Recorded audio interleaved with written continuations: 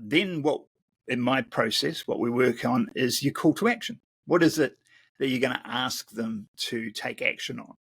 And your ending and really hitting a good, solid ending. And then the last thing we work on in crafting the talk is the hook in the opening. And you may have an idea of what your hook's going to be, but we always work on the opening last. And it seems counterintuitive.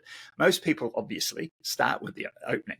But the problem with that is if you start with the opening and you craft this talk, you keep going back to tweak the opening because you've changed where you're going. It's much easier to do the middle first, the ending last, and then do the opening so that you can go, I can foreshadow all this stuff and tell you where this is going to go. And it'll save you a lot of time.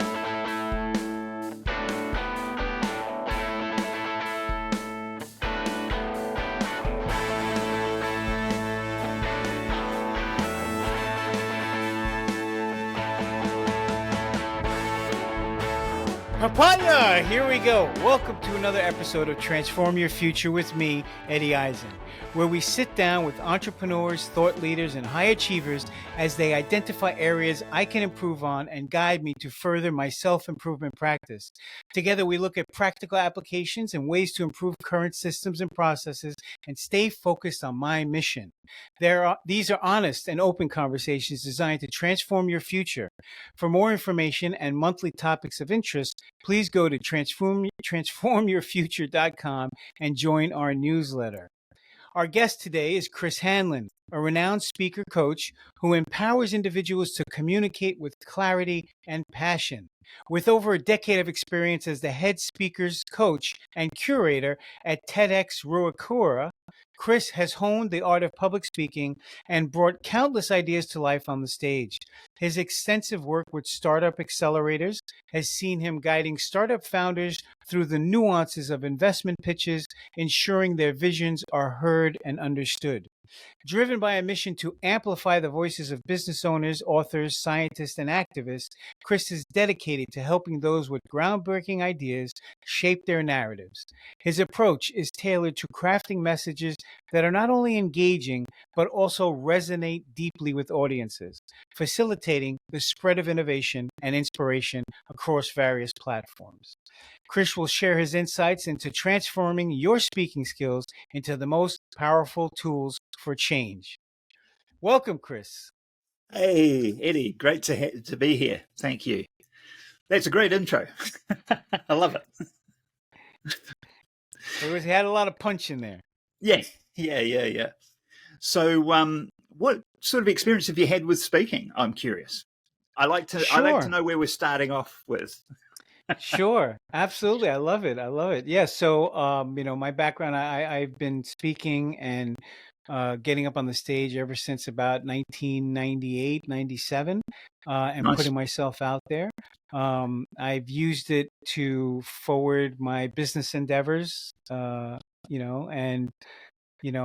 think in some ways, I will say that I was an introverted person who became extroverted. I had to learn how to be extroverted. I didn't come naturally to me to just stand up and speak in front of an audience or present my ideas. I had to learn how to have the confidence and ability to be able to do that. And I've over the years, I've refreshed my knowledge of speaking and looked at whatever the latest trends are and what gurus are talking about and tried to apply them to my life. And so most recently, I've looked at the story braid model of heart, head, heart, offer that kind of model of connecting with the audience through the heart, and then talking about from the head, what it is you do and what it works, and then going back to close with the heart again. That kind of concept. So, that's great. But I'm very interested to learn everything I can, because obviously being a great speaker and being able to inspire audiences and connect with audiences, this is what it's all about. Yeah, and I think that's a good place to start actually for listeners, because and this is not for you so much as maybe for other people listening, because I think you get it. But if you can really articulate your message from the stage, and when I say stage can be like this, a podcast or a Zoom call or whatever, but we'll call it stage for the purpose of this conversation.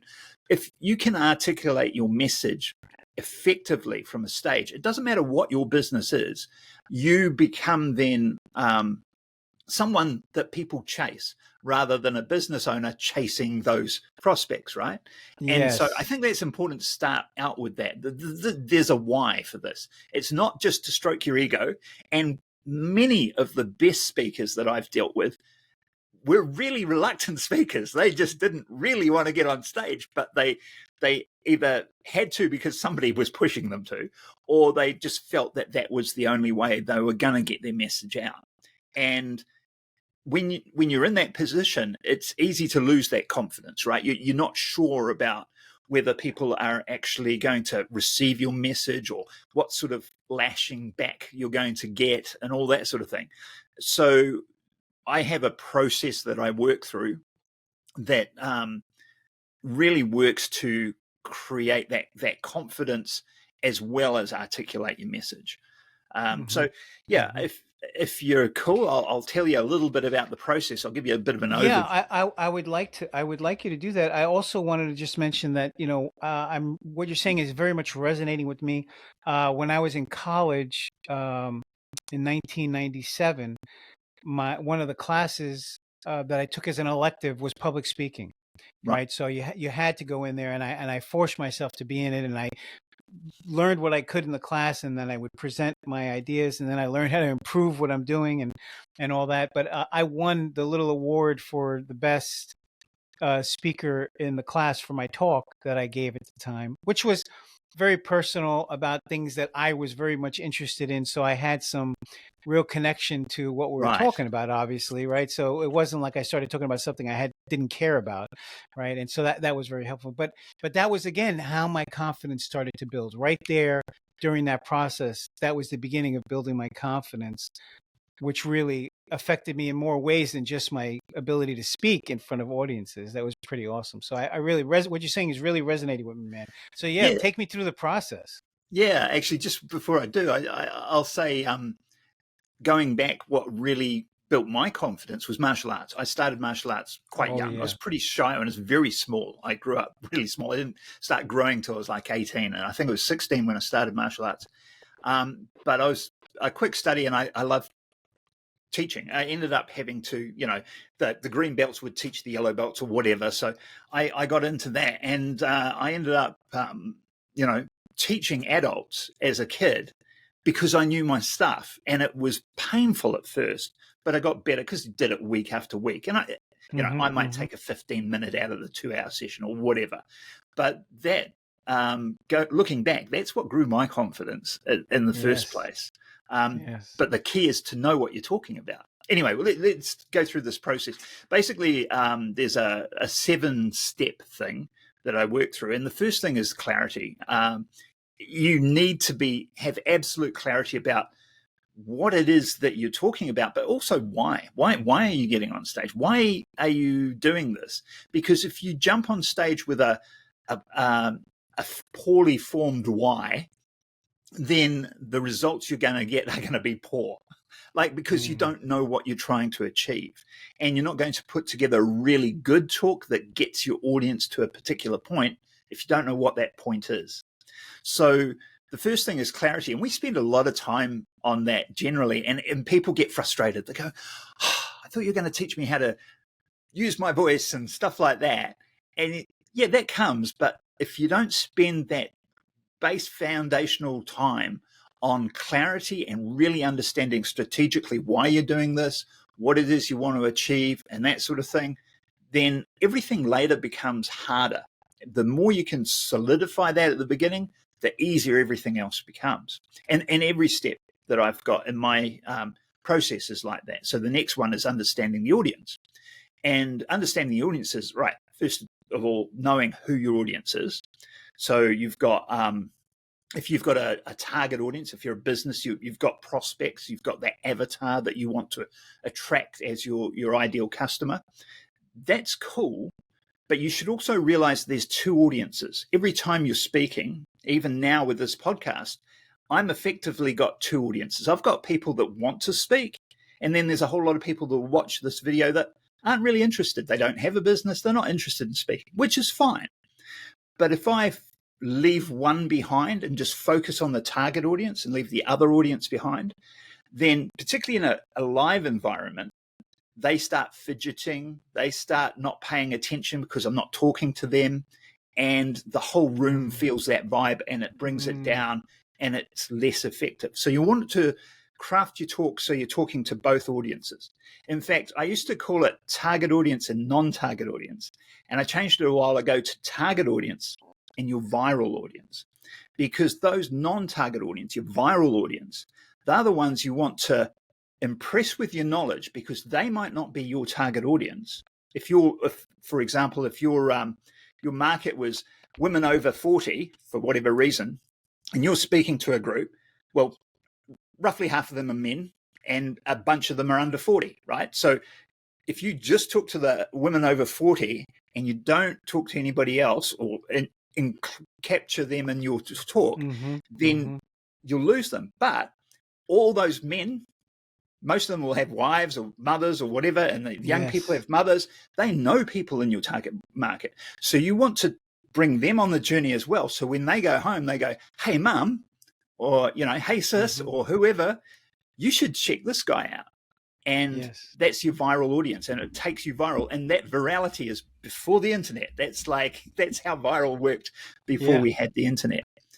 So let me interrupt you 1 second before you go on. So what you're saying is so really timely for me, because I've been meditating about this idea, and it seems like there's a lot of people out there trying to boil people's messages down to one sentence that's, I help X to do Y. I help X to do Y. I help X to do Y.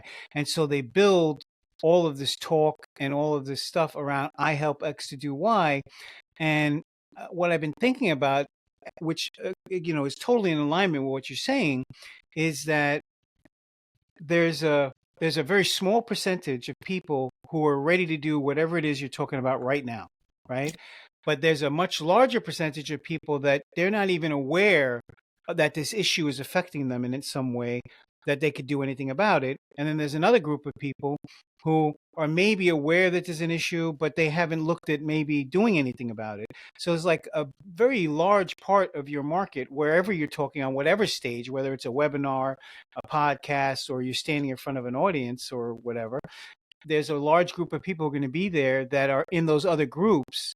And you got to open up your talk to talk to everybody.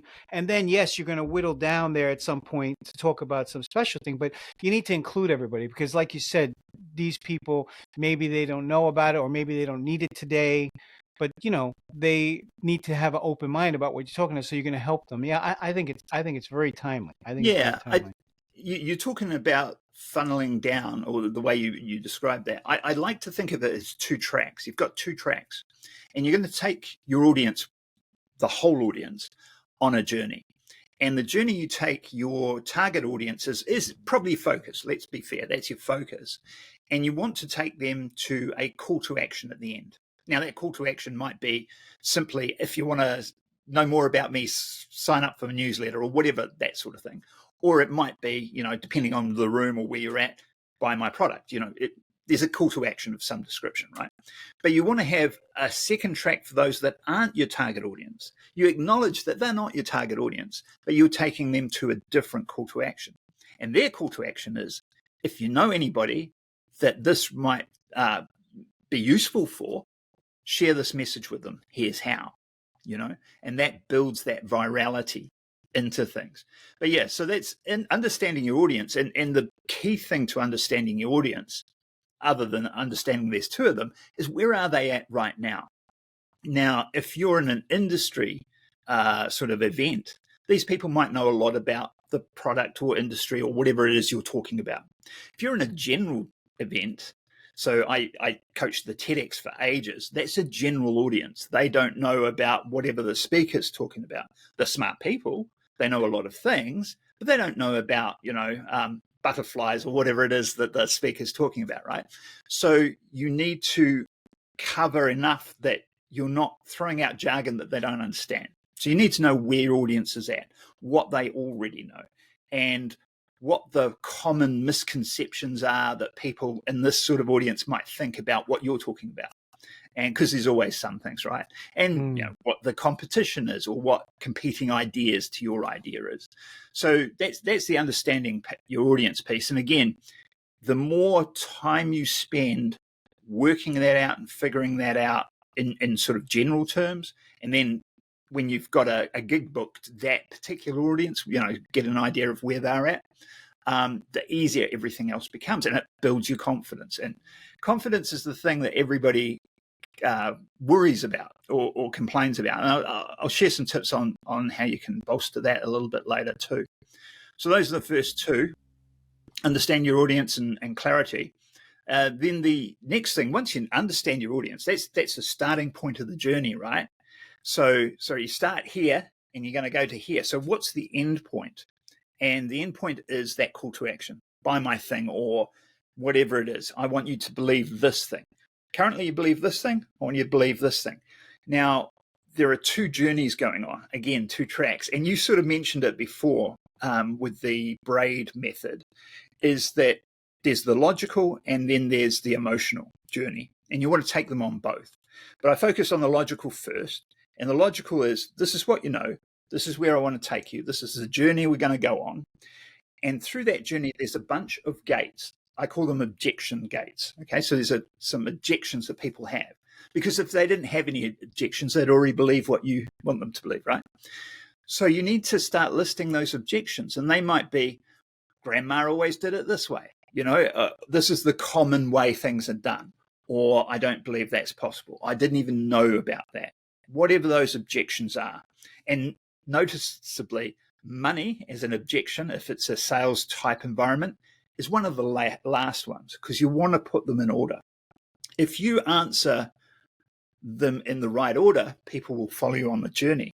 But if you answer the wrong thing or answer it in a wrong order, so we talk about money first, people aren't interested because they don't see the benefit and they have other objections. And if you're answering these objections as you go along, and then they're going, no, I'm thinking about this other thing. No, I don't believe that. I don't believe that. And then you answer their objection and they go, oh, that makes sense. What was all that other stuff you talked about? Because they weren't paying attention. So you've got to get that sort of in the right order. It doesn't have to be perfect, but in basic terms. And those objections we answer with stories. It's not a lecture. We're going to create or use stories that you already have, but we want to know which objections they're answering in what order. And then we layer on the emotional journey. And like you say, there's an up-down emotional journey, which we go through. So that's the heart of crafting your talk. Then in my process, what we work on is your call to action. What is it that you're going to ask them to take action on? And your ending and really hitting a good, solid ending. And then the last thing we work on in crafting the talk is the hook in the opening. And you may have an idea of what your hook's going to be, but we always work on the opening last. And it seems counterintuitive. Most people obviously start with the opening. But the problem with that is if you start with the opening and you craft this talk, you keep going back to tweak the opening because you've changed where you're going.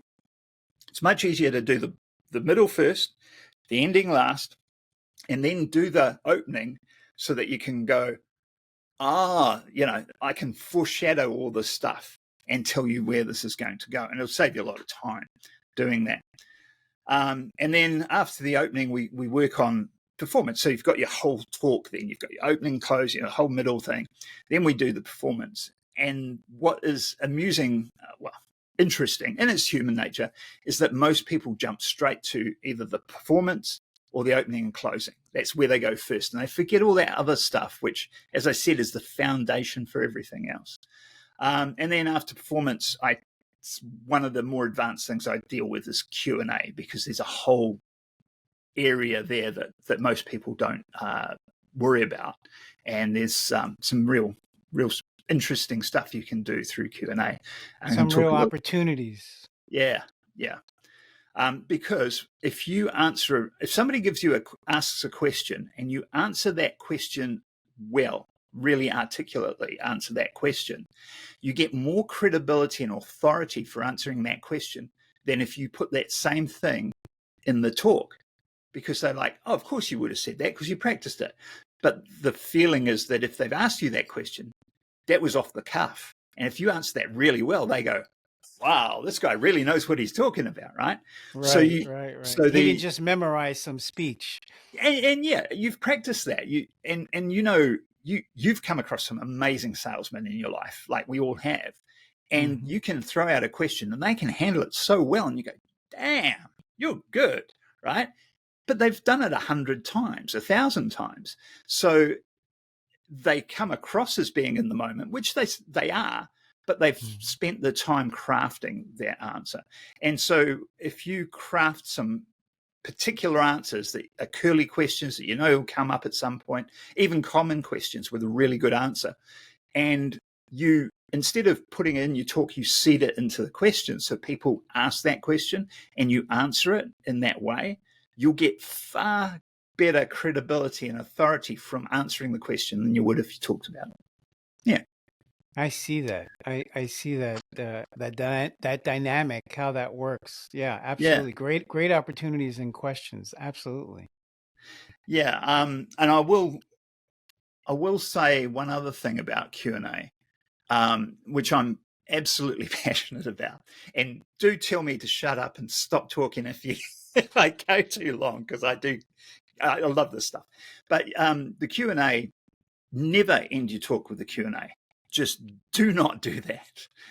It's the absolute wrong thing to do. So what happens, and tell me if this resonates with you, if you've come across this before, but what happens with a Q&A is you finished your talk, you've come to some crescendo of a point, call to action, all the rest of it, and you go, any questions?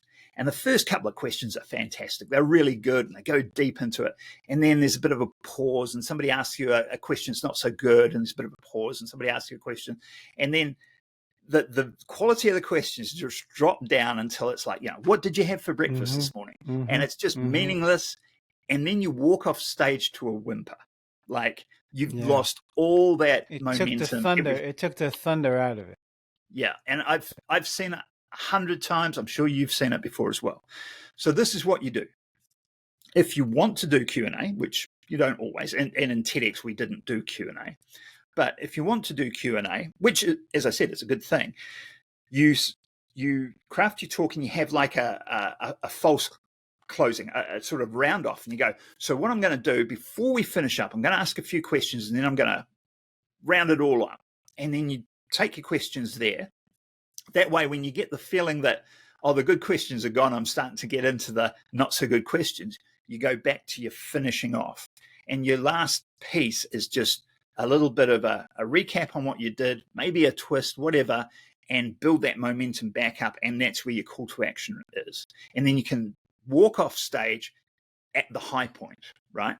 So that's my big tip for anybody that's speaking, particularly at conferences and things like that, where the common thing is, and at the end we have Q&A. Yes. Yeah. Yeah. So the first one in your process is clarity. Yep, clarity. That's the first step. So in clarity, you mentioned to really understand why you're doing this. What is your purpose of doing this? Can you expand a little bit about that? Because I think sometimes people are a little bit too reductive and their answers are, well, I'm doing this because I want new clients, right? But I don't think that's what you mean. I think you mean real clarity about why you have a passion inside of you or a reason that you are doing this and talking about this thing, your connection to it, right? That's really what you're kind of talking about, right? Yeah, absolutely. But there are different levels, and you do need to cover the different levels. So what you say, reductive, there is a strategic level. So the clarity around the strategic is important as well. or tactical, I should say. So tactical is the lower level. And tactical may be, the whole point for this talk is these are people that never heard of me, and I want them to know who I am, and I want them to sign up for my newsletter or something like that, right? So that's the tactical level. But you're right, at the higher level, at the strategic level, your clarity is, right, why do people need to hear this message anyway? What is my message? Why do people need to hear my message? What is that going to do for them? And I mean really do for them. Not, oh, they're going to make some money. No, what does them making some money, for argument's sake, mean to them? What's that going to do in terms of their lifestyle or their change of their job or whatever? So I've done a lot of work with activism of different types, through TEDx mostly and stuff like that. So social and cultural change, or climate change is a good one. So if you were doing a climate change, getting that clarity about what is it that people are going to get out of this talk? We don't want them to feel doom and gloom like they're powerless. That's not going to help anyone. It's just going to make them feel bad. You're going to feel bad. It doesn't win. There's no win there. So what's the point of the talk is maybe to empower them, or how can we empower them? And so that's what I mean by clarity, getting really in the granular level of both the high level of, why am I doing this at all? And also at the tactical level. So the ultimate outcome of this particular talk to this particular audience is this. That's what I really want to happen here. So yeah, that's my clarity of strategic and tactical objectives. Does that answer your question? That does. So I like it. And the second step was understand your audience. Understand the audience. So and what's a way that we can understand our audiences? Obviously, we're on a stage, right? Maybe it's a podcast. And so understanding the audience of the podcast and who are the people who are going to be interested in transform your future and transforming their lives to better themselves and grow personally and professionally. Yeah. So there's a couple of ways to do that. And it depends on, what this speaking opportunity is. So if you're going to, if you are in the industry and you have a specific target audience and you're in front of that target audience, you pretty much would know that audience in a general terms, right? You know your target audience, and you know if you're doing accounting for businesses, you know what businesses are like and what their problems with accounting is. So you know that. So there's that level. But there's also, like you say, more the tactical level. I'm going on this stage in front of these people. So there's a couple of things with that. When I was coaching the TEDx, we knew our audience really well because we had people come back year after year, and we knew them, and we went to other TEDx's in the area, and the same audience sort of moves around them. They go to any of them, right? So I knew that audience really, really well. So when I was coaching our speakers, I knew what the audience was. So that was easy in my case, and it helped those speakers. If you're speaking at a particular conference, it helps if you've either been there before, or if you can say, hey, can I get, if you've got videos of previous conferences, can I have a quick look at them? I just need to get an idea of where this is aimed at, right? And if that's possible, that's one thing. Talking to those people that you're going to speak in front of. So if I was to speak for a particular industry group and I didn't really know these guys that well, I would ask the promoter and say, hey, can you get me in touch with 4 or 5 people that are going to be attending that? I just need to have a bit of a chat with them so I get an idea of what they expect out of the conference in total, my talk in particular, and where they're at. And if I can do that little bit of a survey, jump on the phone or the Zoom just for 15 minutes with each of them, just to get a feel for it, that can make a huge difference, right? Sure. Wow. And then what I did with you that's a big nugget right there. Oh, good. What I did for you with this is I don't know any of your listeners, and I assumed you. Well, I didn't ask that question of you, But what I did was watch your previous episodes, so I could see where you're at, where you're going, and from that I sort of get a feeling for who that audience is. You know what I mean? Yes, So yes. if you're going to be on a podcast, for anybody out there, if you're going to be on a podcast, definitely don't just show up to a podcast without watching it.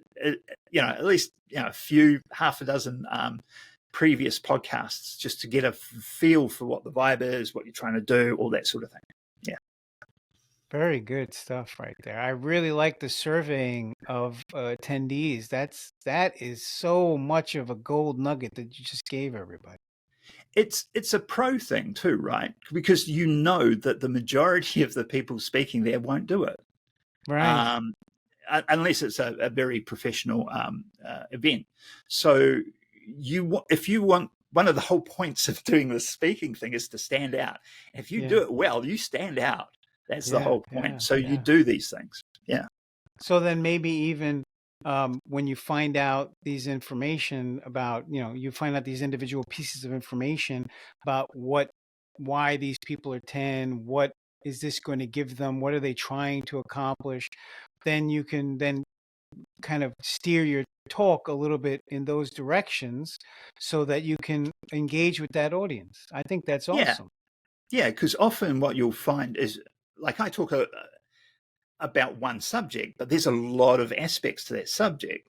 And if I was talking to somebody, it might come across that actually these guys don't have any problem with confidence because they know their thing. What they have problem is putting the story together, for argument's sake, or it could be the emotional side. We're really good with the logic. We're not very good with the emotional. So I can go, right, that's what I'm going to really hit home on, or give them something they can take away on that talk, so that's really useful. Yeah. Your process when you're coaching people on this to become a better speaker and to engage with the audience, how do you incorporate the tactical, strategic, emotional, logical? How do you help them to put all of that together? Yeah. So I've got a framework, as I said. I call it the pitching pyramid because I wanted my own pyramid scheme. No, I call it the pitching pyramid because the talking triangle sounded lame. So it is a pyramid sort of diagram that the whole idea is the bottom layer is bigger and you can't build the next layer until you've got that one through. So we go through that process. But the first part is really just getting them to talk and getting that clarity and talking through it. When we get to start crafting the talk, what I do is I play. It's very much, you need to play. I strongly believe, and I cannot stress this enough, there is no right or wrong answer in anything in life, really. There's a better way of doing it and a worse way of doing it. And we want to try them and go with the better. Try them and go with the better, right? So I'll often say to somebody that they're putting something together and go, why don't we try switch the order around? So instead of talking about that first, you talk about that. They won't understand it straight away, but it gives them more of a payoff when you give the next thing. So we'll switch that order and try. You draw them in like suspense. Yeah. So I call it so there's the linear structure is like A, B, C, D. It's linear. And when it's linear, if it starts out linear, even if you've got a surprise twist at the end, people start to lose interest because they think they know what's coming. What I like to use is I call it the puzzle structure of a talk, is where you're throwing them into different places and they're like, I don't understand where you're coming from. And it engages the brains because we are human beings. We're puzzle solving people. So a great example of this is Quentin Tarantino films, right? Yes. Love it. You watch the first scene and you're like, who are these people? How did they get here? They've got guns at each other. What's going on, right? And then it goes to a next scene, which might have been 3 years prior, and you recognize one of the characters and they're doing something. And every one of those scenes has to have its own power and its own internal thing that keeps you going. But in the back of your mind, you're putting the pieces together and you're solving that puzzle he presented at the beginning, so that near the end you go, that's how they all got there. Now I know what's going on. Oh, what's going to happen next, right? So we want to do that with our talks as well. If you're going to do a really good talk. Now, I have to sort of probably say at this point, there are things that you will jump on stage and talk about what you know. And like, I haven't created a talk for this podcast interview. But if you're going to end up on a TEDx stage, which is going to be on the TED platform for the next 50 years, that had better be a damn good talk, and you're going to put a lot of work into that. And so that talk, you're going to use this puzzle structure and all the tricks that you can. But you're not going to do that for the Rotary Club down the road, maybe, unless you're practicing it. You know what I mean? Yeah, or maybe it's a different format. Like the format of this show is more of an interview than you just 100%. speaking on a stage. Yeah, absolutely. No, I love it. And of course, I love it when you talk about movies, because, I've been a filmmaker since I was 16, and it informs my life. And it's what my big love. Every day I have to watch a movie, So yeah, I love the inclusion of the movie narrative there. And Aristotle's, poetics said it from the beginning: in medias res. Start in the middle where there's the action, and then you go back and tell them how we got there. Yeah, that's awesome. Cool. I didn't know you did the movie making thing, because I've been doing filmmaking for the last probably 10 years as well. So my God, all these devices have to talk. It's like you like the talking in devices, and then when you want them to be quiet, like I need like one button that'll just make everything silent. I remembered to mute my phone before we started, because I've had that go before. I'm like, yeah. So, cool. I like the puzzle framework. I like that idea, because it just seems like, it's the way we think is linear. That's kind of like how we think, right?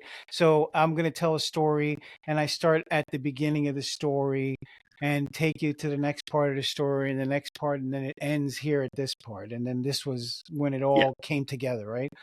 So I like that idea of cutting it up and mixing it around to make it more interesting and to draw the viewers in so they follow you. Yeah, because I could see how if you go A, B, C, they're going to well, next is obviously D, because that's exactly what's next. And even if you've got a surprise plan, they start drifting off and they start thinking about what they're going to have for dinner tonight and stuff.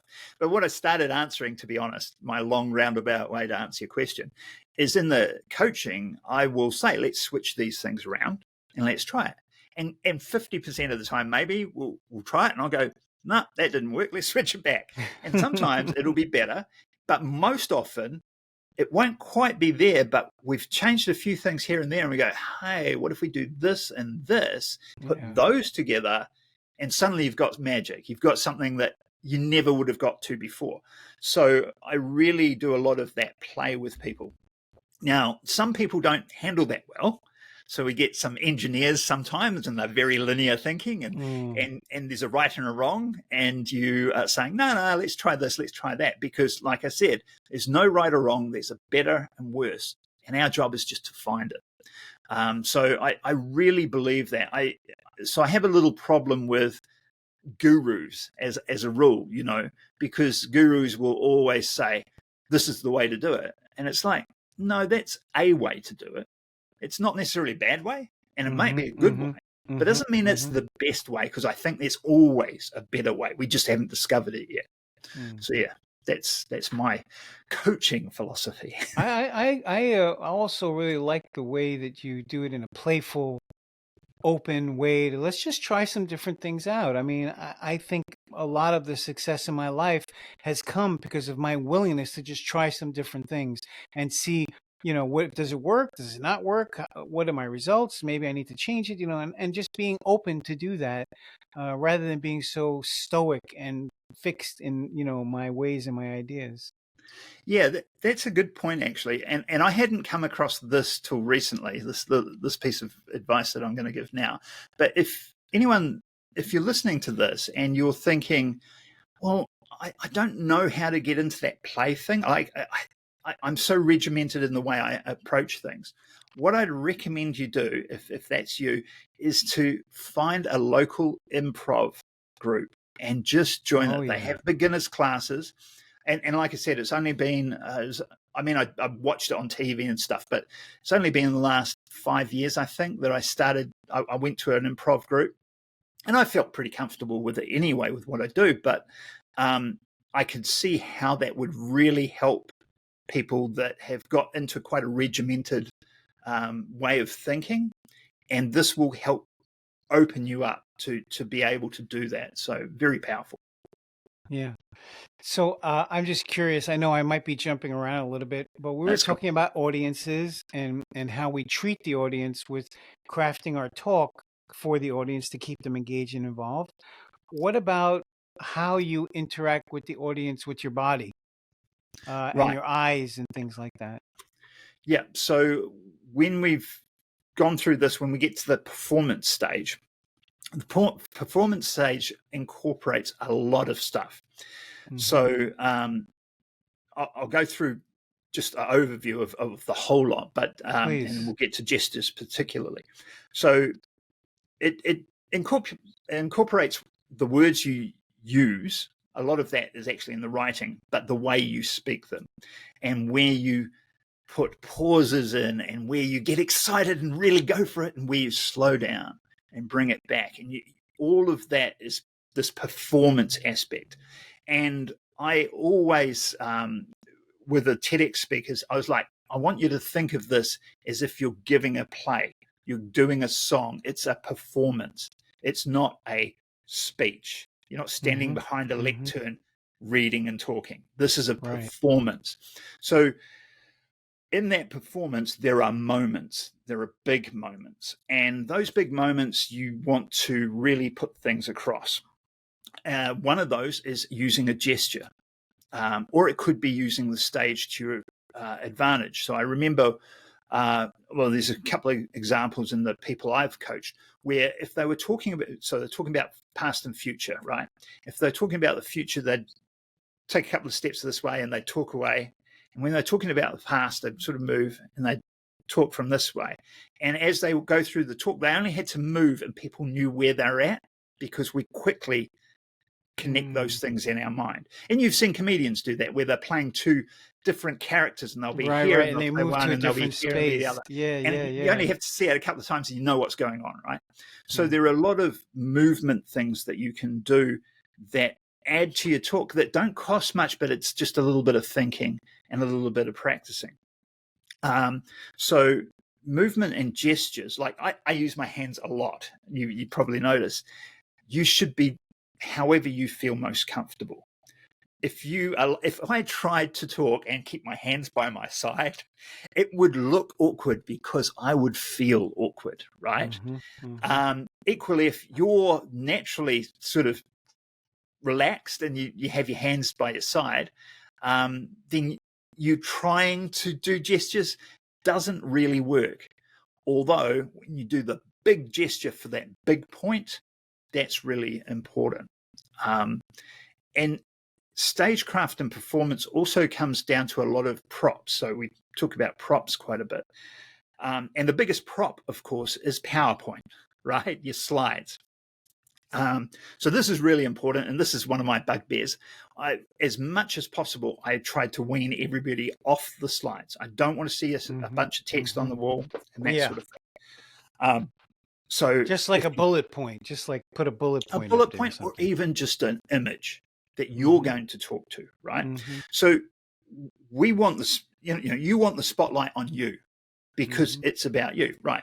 If you have put up a slide and you've got this major point and everybody's looking at the slide, when you make the point, they're looking up there at the slide, and then that's what they remember is the slide, not you. So what I always do, or what I usually do, is we'd start off with a black slide. We'd have blank slides in there all the time, and we'd have them interspersed. And you start off with a blank slide so that they're not looking at the slide, they're looking at you. And you click a slide, they'll look at the slide, and you click it to blank, their heads just turn and they're looking at you, right? So when you get to those main points, you might be talking through something. And sometimes you need slides, abstract theories and things. You just can't do it without a slide, and that's all good. But when you get to that point where you really want to hit the impact. You click it, the slide goes black, and all their eyes just come to you, and then you deliver that with impact. And who do they remember? They remember you because they were looking at you when they heard that. And it's such a simple thing, and it's so powerful. And people, I just see people not doing it all the time because they don't know. Yeah. Mm-hmm. So I don't know if I answered what you wanted to know about. You answered a lot about that. What about your eyes? Focusing your eyes. I've heard a lot of different people who specialize in coaching people for speaking and speaking their messages, and I've heard a lot of different opinions about your eyes. Do you scope the room? Do you focus on one individual? Do you actually take the time to focus on different individuals around the room at different times? What is your belief on that? Okay, I'll tell you what I do myself and what I coach others to do. And again, I'll do that caveat. There's no right or wrong. There's different ways, right? So the way I like to do it is I will, even when I'm practicing, like it's an important talk that I'm crafting and I'm really working on, when I'm practicing in my room by myself here, I will look at different points for different parts of the sentence. And then at a sentence break, I'll probably move it around. And then I'll get to a point and I'll then look somewhere else. And I'll practice just looking around as I'm giving the talk, just to get comfortable with that. Now, the reason that that's quite good to do in a blank room facing a wall is because what a lot of people don't realize with a lot of these talks, and I've been there many times, is you get on stage and you cannot see anyone. The lights are too bright. You can't, you might see the first row, but if you're talking to the first row the whole time, because that's all you can see, it looks terrible, right? So if you've practiced facing a wall and doing this, and then sort of, I just switch from like 6 quadrants, there, middle, up, middle, there, down, middle, down, there, down. And I sort of switch from there to there to there. If you practice doing that when you're practicing your talk against a wall, when you're on stage and the lights are so bright you can't see anyone, you're not discombobulated. You know, the body knows. I've done this before. When I do this, I just switch every, in a natural break in the sentence or whatever, and I'll switch to another view and keep going. From the audience point of view, that makes it feel like the speaker is engaging you, because they're looking at different people in the audience rather than looking like a deer in headlights looking straight ahead, right? So that's, for what it's worth, that's what I recommend. From a confidence point of view, when people lose it, right? So we've all had that moment. This isn't exactly to your question, but this is one of the things that comes up so much. We'll talk about it. People have a stress reaction and they lose the plot sometimes, right? And psychologically, what happens is you end up in a loop in your head. And the loop goes something like, oh my God, what do they think of me, is usually the type of thing. Are they thinking I'm this? And then, I better not forget something or else they'll think I'm stupid. But I can't remember what it is. And you end up in this loop and you can't get out of it, right? And the key to that is those loops always happen when you start thinking about yourself. If you're thinking about the audience, you won't have that. And one of the ways to do that is, if you start feeling that I'm thinking about myself too much, focus on one individual in the audience and think, is he getting it or she getting it? Are they getting it? And keep talking and watching them to see if they get it. And when you bring that focus out of your own head to that person to see if they're getting it, you've lost that loop's broken and you're good again. And then you can go back to moving around. But that's the only time I really say focus on one person. And it's to help you by not focusing on you. That makes sense. That makes sense. Yeah. So please go on about the process So I forget already. Yeah, that's But I cool. know we were talking about once you were talking about the hook at one point and redoing the hook. Yeah. So once you've done the audience journey, there's the logical and emotional journey.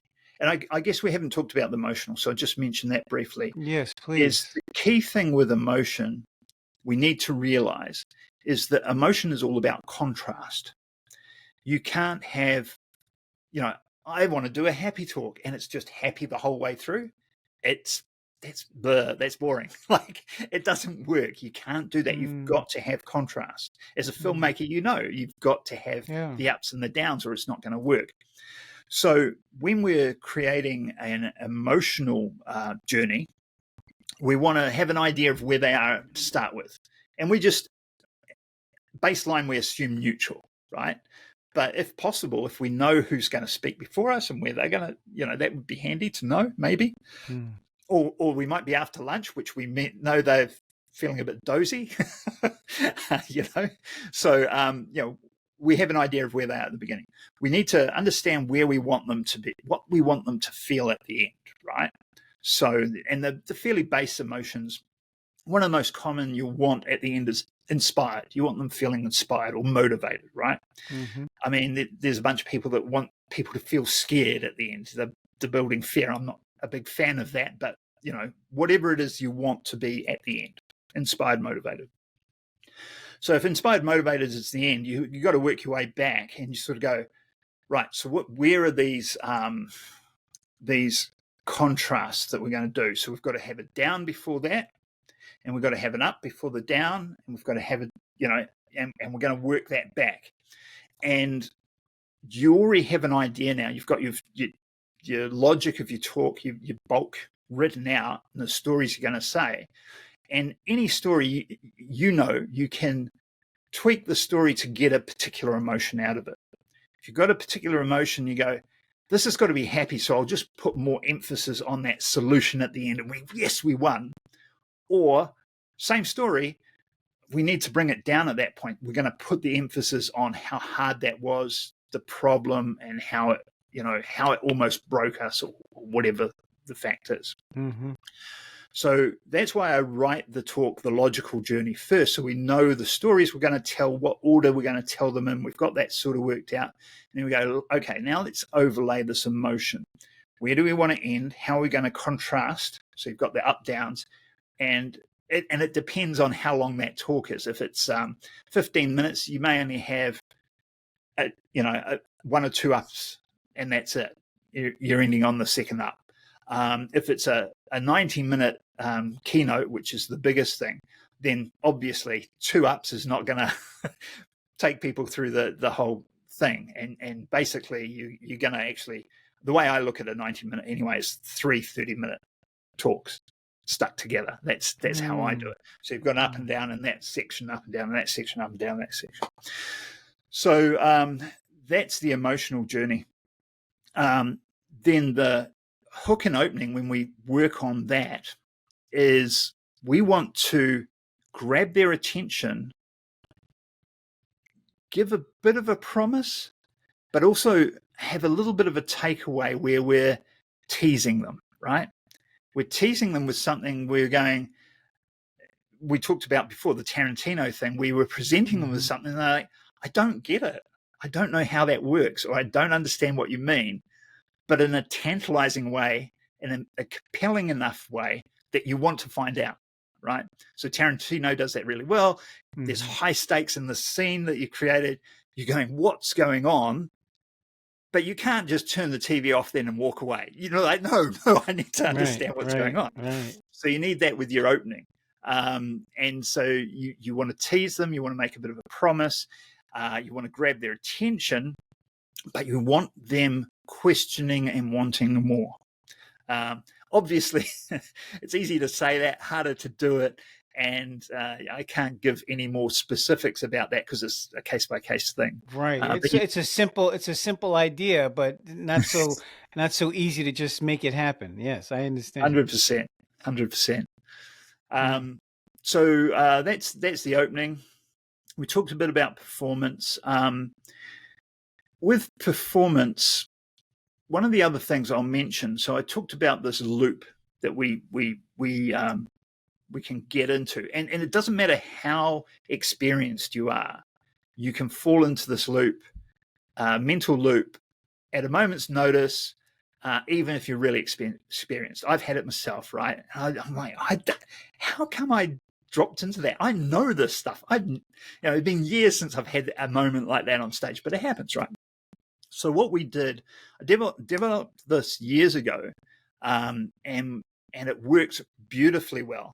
At first, I think it worked because I told them this was the way it works, but I'd made it up, and and I didn't know if it actually worked that way. But just the fact that they had this thing we called the escape hatch, just because they knew it was there, that knowledge that was there meant they didn't need it, and they were good. But one year, somebody absolutely had to use it. So let me explain the escape hatch. Mm-hmm. If you find yourself way into this loop, you need to break out of it. It's really hard to do. So what we did is at the corner of the stage, just at the back of the stage, just behind the speaker, so you got the red dot with TEDx, we had a little side table, 3 upside down glasses, and a jug of water. And I said, this is the escape hatch. If you end up choking, like you're just like, I'm freezing, I want you to cough, just need some water, go to that thing, turn over the glass, pour the water into the glass and have a sip, come back. And the psychology of this is when your brain has to do something, you're in front of 400 people, I think we had in the room most of the time, you're pouring water in front of 400 people. You're not going to spill it all over the floor. You're focusing on that water being poured into the thing. You have a sip. It breaks that loop. And our speakers knew what they were talking. We drilled them for 3 months, 4 months. We worked with each of our speakers on their talk. So they knew their talks really well. Had the sip, come back. By the time you got back, you're out of the loop and you know where you are. And so this one girl, she did that. I knew her talk, like all my speakers, I knew their talks like as well as they did because I've been working with them for months on it. So, and sometimes people would swap things around in the moment and it was fine. The audience would never know, but I knew exactly what they were doing and I could tell. Anyway, she sort of froze and then she did this coughing thing and she went and had some water, came back and she just gave the rest of the talk perfectly. No problem at all. Right. But I was interested. So I, in the break later, I said, oh, what did you think about this woman's talk? Oh, it's great. What do you think about when she had to take a glass of water? And they just looked at me like, what are you talking about?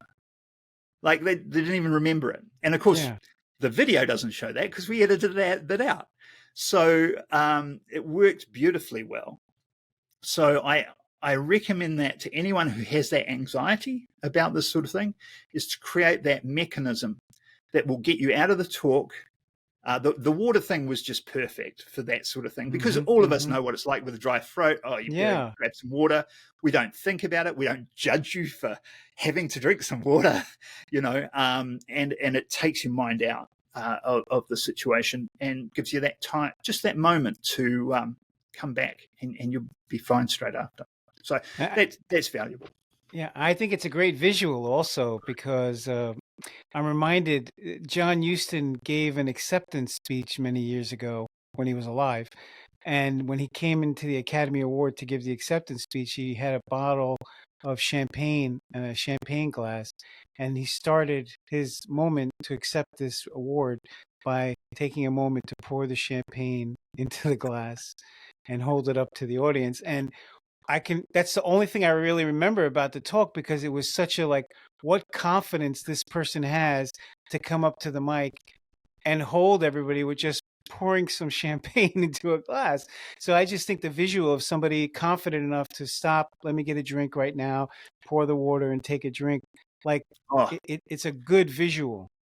That is showmanship. That really is, when I talk about performance, that is performance because one of the hardest things, and you're probably aware of this, is that one of the hardest things to do on stage is to have silence. and just shut up and look at your audience, because everything in your brain is screaming. They're looking at you. You need to do something or say something. Mm-hmm. But the more you can hold that moment, the more power you have. And it's so all of our speakers, we would get them out there, and I say, right, you walk out onto your dot, you stand on there, take that moment to breathe, root yourself in, look at the audience and smile, because you're there for them, but they're there for you as well. So welcome them with your eyes and take that moment of pause, get yourself stabilized, and then start. One of the best things that Ted did, it was brilliant really, was having that red dot. And people don't realize it. And this goes back to the question you asked before about the movement, which I didn't really address to this level, was they have that red dot because you stand on the dot and you give your talk. And it stops this movement. So a lot of people will walk back and forth across the stage. Now, I'm naturally a walker. I used to pace around the coffee table when I was a kid when I had something on my mind, right?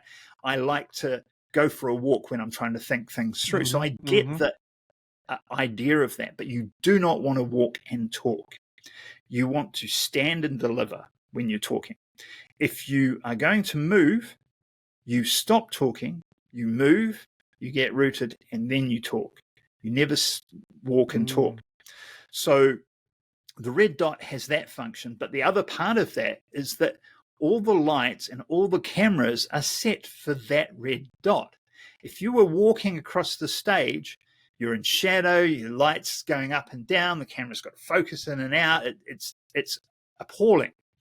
But they have this red dot because they light everything perfectly for the dot, because obviously the TEDx thing or TED thing is all about the video, or it's a big part of it. So you want to have that right. And I mean, and then when we talk about that sort of thing, the performance also includes, what are you going to wear? So this is what I'm wearing now is the closest I could get to a pattern top without going crazy into the moire thing, which is that you get that sort of illusion of certain pattern tops, for those that don't know. So you don't want that. If you've got a black background, you don't want to be walking in there with a black shirt and a black pants, because you're just a floating head on the video, right? So equally, if it's a red curtain behind you, you don't want to be wearing red. You don't want to disappear in the background. So you need to think about what you're going to wear. You also, particularly for the women, you have to think about, okay, there's going to be a mic pack. Where's that going to hang, right? We had one girl who picked out a dress before she even got the gig, I think. She was like, I'm going to wear this dress. I bought this dress. I'm like, you have to put a belt on it. I don't want to put a belt on it. Where are you going to put the mic pack? You've got to put a belt on it. And it's like, oh, okay. So little things like that. And also, dangly earrings. If you've got the mic thing on your head here, those dangling earrings will hit the mic at, your head mic. And it's really annoying. Not to mention the visuals could be off-putting. But so there's a lot of little things that I cover in performance that includes that costuming stuff. Always recommend, we always said with the guys, bring a what you're going to wear and a backup change of clothes with different colors, just in case. And we had a dress rehearsal with the cameras there the day before anyway. And that was good. If you can do that, the dress rehearsal day before with everything looking the same, it's fantastic. Because what we also did when we did that is we had our cameraman there taking photos. So they're practicing on the stage as it's going to look in the same clothes. And we have the cameraman taking photos of it. And, that afternoon, they're writing little quotes on those photos. And then on the day when they're giving those, our social media team's just posting those out in the moment as they're giving them.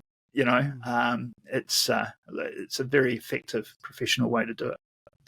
That is awesome.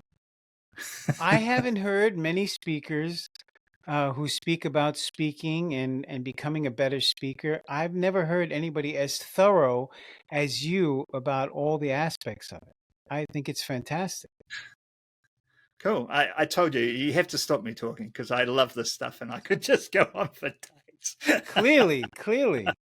And you've thought a lot about it and you've practiced it a lot. And really, I think that shows. I think it really 100% shows. So So, what have you learned out of this? What will you do different from what I've said today? I'm curious. well, one thing for sure is I haven't considered really understanding the different audiences when I'm speaking. And that's definitely was a big nugget that you gave there, of really some useful ways that I can understand what they want to avoid, why they would come to an event like this, what are they expecting to get out of it. That's I could see would be really helpful in kind of organizing my talk around that and including that so that I can engage them. I think that was for me the biggest one, but I think there was so much though. I like that it's much more about performance also, that we need to consider all these things just as if you were an actor going out on stage doing a performance, including costume, wardrobe changes, and speaking when you're not moving and all those kinds of things, which I think sometimes I feel like I'm a good speaker and I know what I'm talking about and I know how to connect to an audience and I could just wing it. Don't Yeah. worry about it. I could just wing it, but I could see how I could be much more effective by not winging it. I could be much more effective by not talking when I walk and stopping, centering myself, and then doing it again. I think in general, mostly I notice I need to take more natural pauses when I'm speaking rather than just speaking. Yeah. Yeah. If you deliver a big line, you want to stop on that line and let it sink in. Too many times people are nervous, they drop a gem and then they keep talking and it Mm, doesn't give the audience time to take that in. I see it all the time when my speakers are practicing and it's like, no. You drop that. That's a mic drop moment.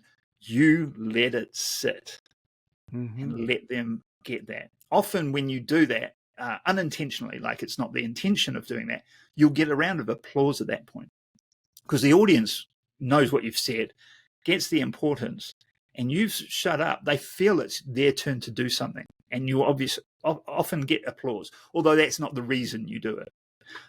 So yeah. I've had a great time talking to you about all these things, and I do feel that we could continue to talk, and I could learn a lot more from you right now. But I don't want to monopolize your time today, and I do know you have an offer, and I definitely want to be part of that offer. Can you talk a little bit about that? Yeah, so I've got this thing. So this is my thesis at the moment. AI is huge right now. I mean, I use AI for different things, a lot of research type stuff, and trying to work out different ways of saying something or doing something. It's a great idea generator. But what I think is going to happen is that there's going to be a flood of information generated by AI. Any course you like will be created by AI, and they'll all be for sale or free or whatever. And a lot of them will be fairly low value, really. Hmm And so courses are not going to be the thing in the future. I think the big thing that's going to happen, or what I believe will happen anyway, is that workshops where we work together. I'm not sending you on a course. I'll give you a little bit of information and teach you how to do something, but you're going to do that. And I'm going to give you feedback. So that's sort of what I want to center my business around this year, is this idea around doing smaller workshops for people. But again, this is a thesis, so I'm still putting it all together. So at the moment, I'm working on a hook and creation workshop. So we're just working on how to create a hook and opening for your talk, or it could be for an offer or a product, because it's the same hmm sort of thing, right? hmm hmm And it's going to be a couple of hours, and it'll be a smallish group. I'm thinking 6 to 10 people maybe. So I'm still testing this. So what I want is some beta testers. So it'll be free to do this workshop with me on the basis you give me some feedback and maybe a testimonial if you like to, that sort of thing. So if you're listening to this and you're interested in doing that, connect with me on LinkedIn. I'm sure we'll have the link there. And just when you do the connection, in that little connection box, write the note hook creation workshop or hook creation, and I'll put you on the list. And as soon as I'm ready to start doing that, I'll get you in there, and we'll do some work together. It'd be great.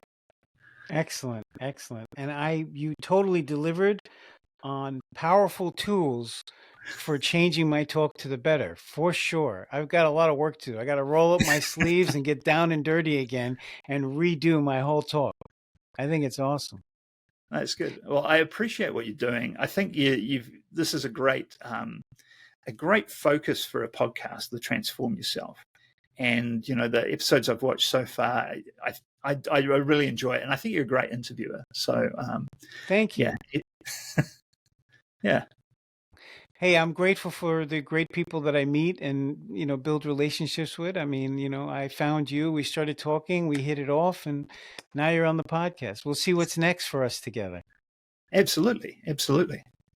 Before we go, is there anything that I haven't asked you about or we haven't spoken about that you want to bring up? I do know that I actually think it was kind of interesting. You were talking about Spookers and how you were involved in the Spookers and how you've learned some things and you're exploring your ideas of how to scare people and still get a result that you want. Yeah, so just to give context to that, I was working at corporate Telecom New Zealand. I'm in New Zealand, and I was working at Telecom New Zealand, and I got made redundant. I was a trainer there and that sort of thing. Got made redundant. I was like, I got a decent redundancy payout. I'm like, what do I want to do? I don't want to jump into another corporate job right now. And so I spent a year acting. And I did ads and TV series, AMC and different networks and bits and pieces. It was great. I had a ball. I'm not like an A-list actor or even B-list. There was a lot of extra work, that sort of thing, basically. And because I was into filmmaking, I was more interested in watching how they were doing everything, and I was getting paid to be there. It was great. But one of the jobs I took on was a local scare attraction called Spookers in New Zealand. And so it's a live show. People come through. There's a couple of acres of forestry and haunted house and all that sort of thing. And I would do the makeup thing and be a spook. And what I found was I took notes on this because there was a lot of elements of what I'd refer to as social engineering to give the audience the experience they're after. And so that comes down to the sounds, the music that was played and the sound effects that would happen around the rooms. The lighting was huge, having those shadows that you could literally just step out of. So I'd be in the shadows. I could see them, they couldn't see me because my eyes had adjusted and the lights were on either side of me. And I could step out and really give people a fright. And then the little act that you would put together for that night of the story that would be intimidating or even funny sometimes, but it's a scary funny like that. Those sorts of things coming together. And it was a great experience to do that work. And literally I took pages and pages of notes I did it for about a year. I finished just before COVID because COVID started coming out and the attraction shut down and I haven't gone back to it. But yeah, that was an interesting experience. And I know you mentioned that your talk would be, what was it? What was the title of the talk? Yeah, what I learned about social engineering by scaring people. Yeah, because I thought that would be an interesting TED talk, and I'm still keen to do that. I've just got so many other things on at the moment that it hasn't happened, but it's been stewing my head for a year or so now. And after I mentioned that to you, I went back and started reading through those notes. I'm like, yeah, absolutely, I should put this together. Yeah, it sounds fascinating, really. and so important. I think even in just speaking, understanding that we have to have the right environment, the right situation that's going to support what we do. I look a Yep. lot at that when I see other speakers. I look like, what was their music? Did they have music? Did they start out with music? What kind of music was that? And if they had any other elements like that within there, obviously the lighting and Yeah. the The costumes and all that, slides, the images you use. all of that kind of goes together to get to the right results. So I think it's fascinating. Yeah, absolutely. Well, Chris, I appreciate your time. Good day to you, and I'll be back in touch. Absolutely, 100%. And I will Thanks. put everything in the show notes. Okay, thanks, Eddie. All right, buddy. Thank you so much. For more information and monthly topics of interest, please go to transformyourfuture.com and join our newsletter.